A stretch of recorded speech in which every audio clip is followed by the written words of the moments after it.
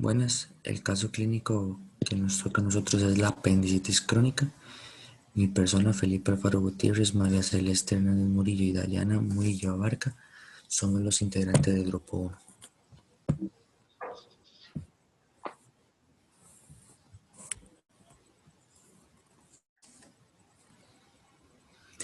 En el caso clínico, una mujer de 41 años presenta un cuadro crónico de dolor abdominal, náuseas, hiporexia, febrícula, constipación intestinal y también ha tomado antibióticos, antiparasitarios, analgésicos, antiespasmódicos y ha tenido una mejoría leve y parcial.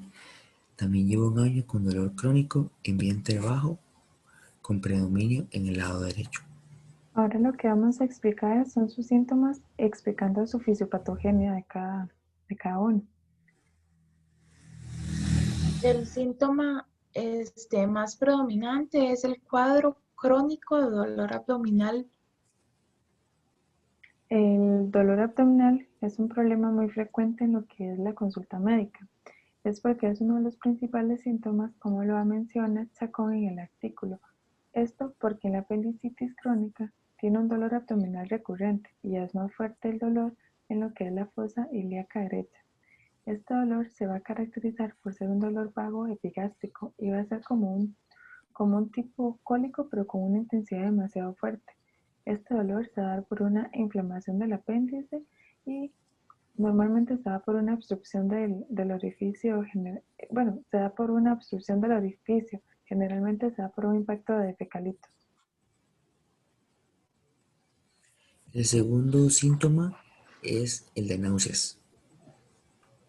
Según Cardona et al., las náuseas son la sensación desagradable e inminente de vomitar, donde se presentan en un 58% como uno de los síntomas más fuertes en una apendicitis crónica, solo por debajo del dolor abdominal.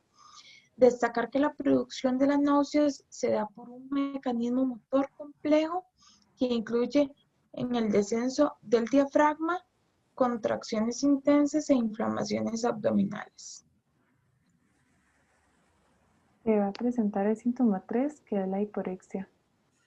La hiporexia, según Thiel en el 2017, hace referencia a un artículo que dice que la frecuencia de la obstrucción de la luz apendicular se da por medio de un fecalito. ¿Qué es un fecalito? Un fecalito es una acumulación de heces en el recto o en el colon que taponean el flujo del tracto intestinal. A causa de esto se da un incremento de dolor abdominal, se dan náuseas, se dan vómitos y la hiporexia, también o más conocida como la falta de apetito, es debido a un fecalito o el tratamiento que el paciente está tomando en ese momento, por lo que ayuda a aliviar el dolor y se le quita el apetito.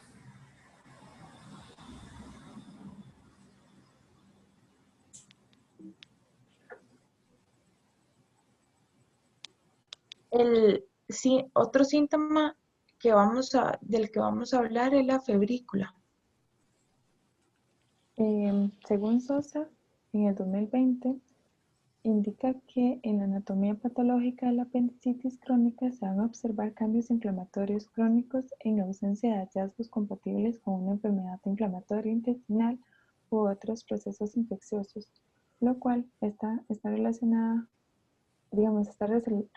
con lo que dice Crossman y Port en su libro, donde mencionan que la interleuquina 1 y el factor de necrosis tumoral alfa son mediadores inflamatorios que producen otros síntomas, otros signos de inflamación, como lo son los leucocitos, la anorexia y el malestar general, muchos trastornos que no son infecciosos e inducen lo que es la fiebre. Cuando las bacterias o productos de su degradación están en la sangre, las células fagocíticas digieren los productos bacterianos y luego lo van a liberar a lo que son las citocinas, en particular las interleucina 1, la interleucina 2 y el factor de necrosis tumoral alfa hacia lo que es la sangre para transportarlas hacia el hipotálamo, donde éste se va a ejercer su acción. Las citocinas inducen lo que son las prostaglandinas C2 del ácido araquidónico, la cual se une a los receptores en el hipotálamo que van a elevar el valor de referencia termostática y esto se va a dar como una respuesta al incremento del valor de referencia termostático. El hipotálamo inicia el estrechamiento y la vasoconstricción que van a aumentar la temperatura corporal y la fiebre que se va a establecer.